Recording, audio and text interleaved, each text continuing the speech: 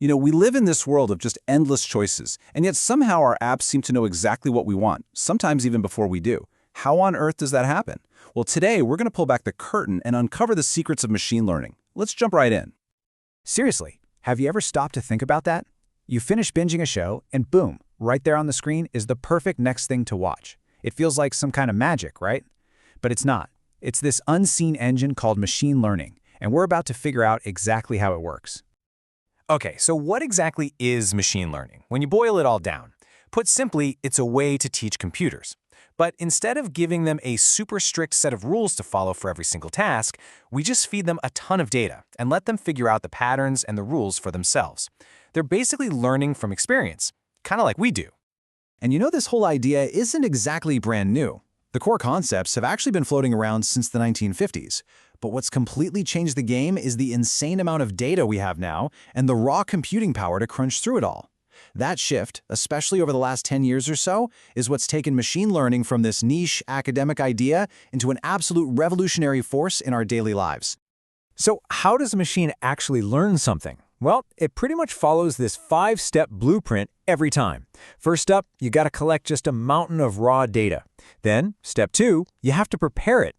Clean it up, get it organized, and make it actually useful. Step 3 is the big one, training. This is where you feed that clean data to an algorithm and it just sifts through everything looking for patterns. After that, you evaluate it. You test it to see how well it learned its lesson. And finally, you deploy it out into the real world, like right inside your favorite app. Okay, so we know the general process, but how do they learn? Turns out there are really two main flavors, or styles, of machine learning. On one side, you've got supervised learning, and on the other, unsupervised learning. Think of supervised learning like you're studying for a test with a teacher.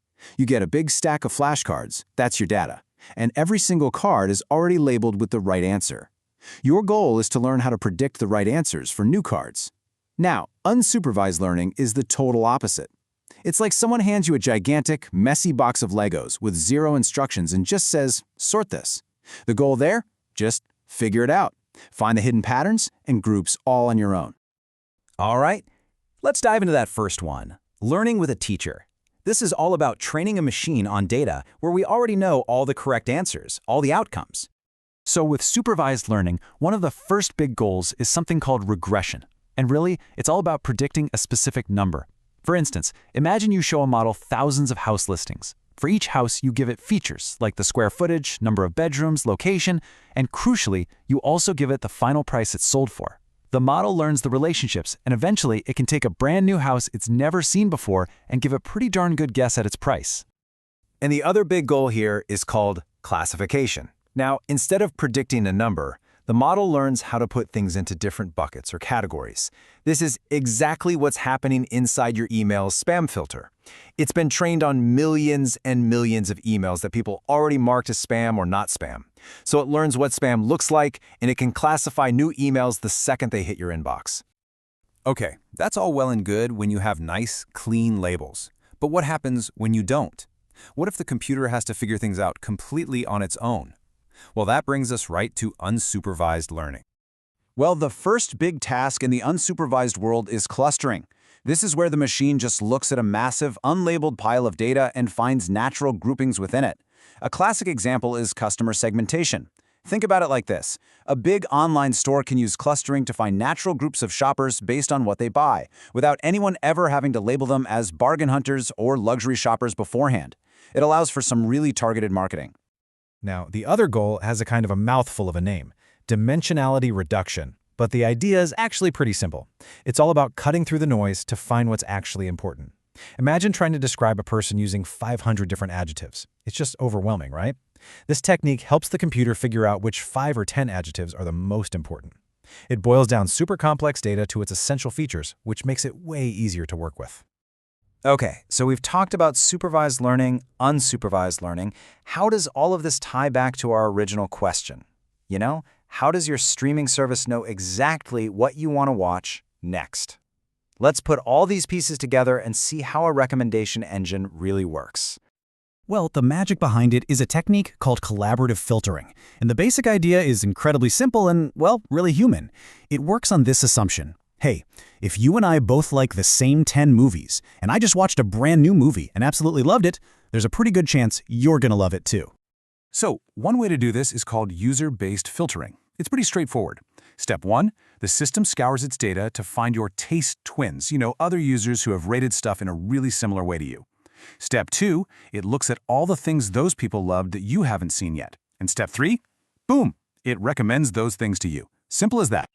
But there's another way to do it, which is often way more efficient, and that's item-based filtering. So instead of comparing you to other people, it compares movies to other movies. The logic is, people who liked movie X also tended to like movie Y. So since the system knows you just watched and liked movie X, its next logical step is to recommend movie Y. It's finding connections between the items themselves. But here's the thing. None of this works. Not the learning, not the clustering, not those spooky good recommendations. None of it can happen in a vacuum. Every single one of these machine learning models has a massive, massive appetite, and it needs the right kind of fuel to run. And that fuel is what we call big data. People often talk about it using 4 V's. First is volume. You just need a mind-boggling amount of data for the machine to learn from. Then there's variety. It can't all be the same kind of data. It needs text, numbers, clicks, all of it. Velocity refers to the incredible speed that this data is being created and collected. And finally, and this one's crucial, veracity. The data has to be good.